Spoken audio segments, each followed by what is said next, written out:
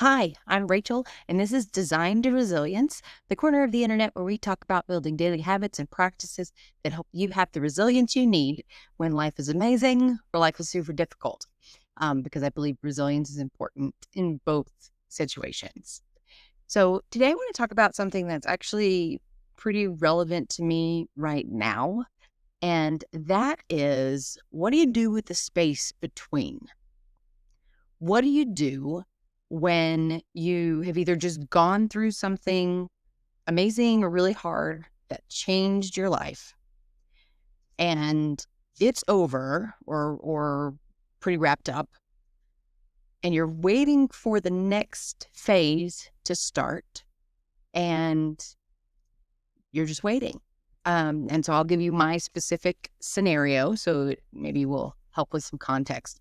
So my husband and I had been planning to move to Colorado for a couple of years. And towards the end of the year 2024 and into early 2025, a lot of those plans really accelerated. We finished remodeling our house in Texas. We did online looking for a house in Colorado, and we found one, and we went through the purchasing process there. Then we went through the moving process, packing our house and moving across state lines and moving in, and all of that change. And it's been wonderful. Everything went smoothly. Everything went according to plan.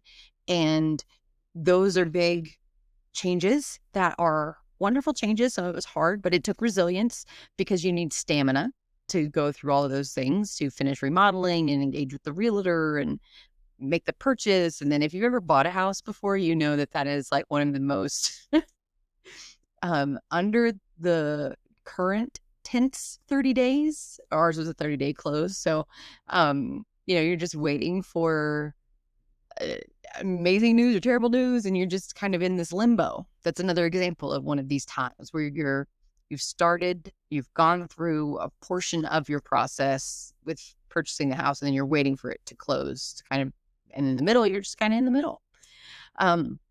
So now we are waiting for our house in Texas to sell. I know it's going to happen. I don't know when. And so that's kind of an in-between time where I am enjoying being in our new home. I love our new community. We're making friends, and it is so much fun to be here. But under the surface, I am waiting for another major event, another big happy event when someone new finds our house in Texas to love and take care of. And we know the house will take care of them. And so it can be requiring of resilience when you're in the in-between, when you're waiting for what's next, because since we now are managing two households financially, we are leaning very heavily on the fact that we've learned how to be financially stable, and it is a bit of a squeeze. So we're being careful, in between the time when we're waiting for the house to sell. And so that is a feeling that we had worked out of because we became debt-free in 2019. And so this is the first time since 2019 that we have been this meticulous in our budgeting.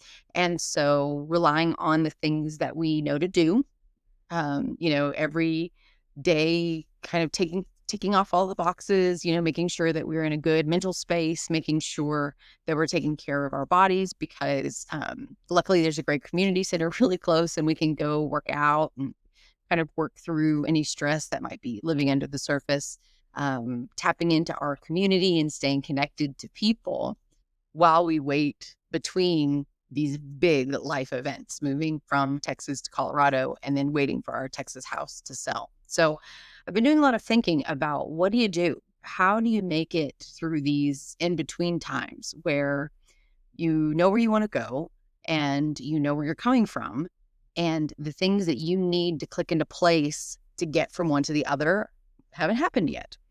And so I want to keep a positive attitude because I know that my life is short and I know that I'm supposed to find joy in the journey and not just joy in the outcome. And I'm not just supposed to, you know, check out of life between these big moments, that I need to stay engaged.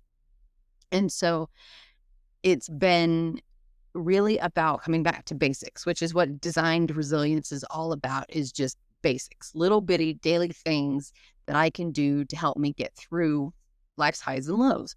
And so it's been about taking advantage of those workout classes that I have, thanks to the community center, and, you know, making friends there. It's about focusing on my job and my work and doing a good job every day, and focusing on, um, you know, my community. And when I get stressed or when I'm worried, you know, reaching out and asking for support or encouragement or distraction, whatever I need. Um, and, you know, making plans for what will we do when we are able to sell the house in Texas, and, you know, get everything settled and really properly begin our lives here in Colorado, because that's kind of the last, um, bit to tie up, as far as this move is. And it takes mental focus, because for me, at least, it's very easy to let my mind wander to negative outcomes. And the thing that I've taught myself about ruminating, because I have a tendency to ruminate, I have a tendency to kind of, my brain will focus on something and it just kind of goes after it and goes after it and goes after it, is that worry is, I've heard it called worshiping the problem. So when you're worrying, you're hyper fixated, hyper focused on the problem, and which isn't really a problem. It's just a waiting game. I know it's going to happen. I just have to wait for it. Um, but also worry is just making things up. Worry about it taking a really long time for the house to sell, and, us being sort of in this financially stable but tight position for a long time is not fun to think about. Um, but it's something that we can do, we're capable of, and the facts are all there. But sometimes my mind runs away with me, and doesn't always listen to the facts. And so I think to myself, if I'm going to make stuff up about what's happening, about how this is going to turn out, then I should give equal play to positive outcomes if I'm making it up as negative outcomes.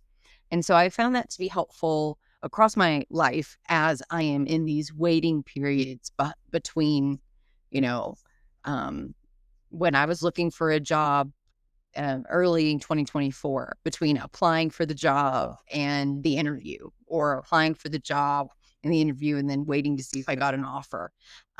Those waiting times require resilience and a focus on where you're going to put your mental energy, where you're going to put your emotional energy, and what can you do little by little every day to stay present and grounded.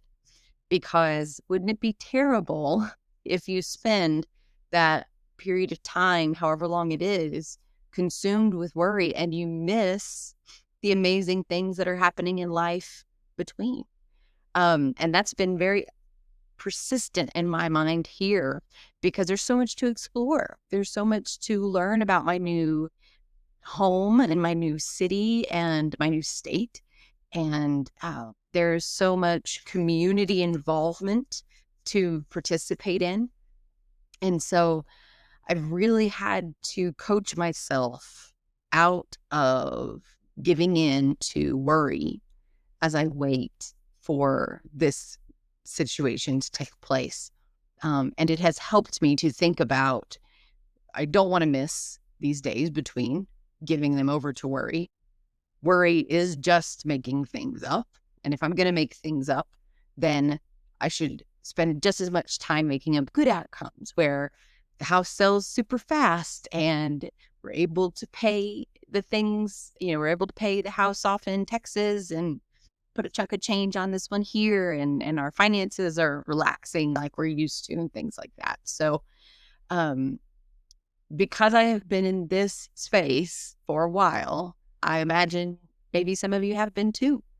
And I wanted to share my perspective to hopefully be helpful. So if you're in one of those in-between times, it's just as much requiring of resilience as the highs and as the lows.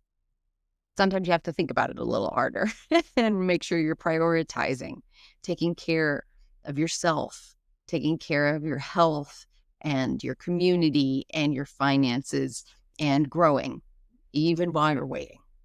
At least that's what I'm trying to do. I hope this is helpful, and I'll see you next week.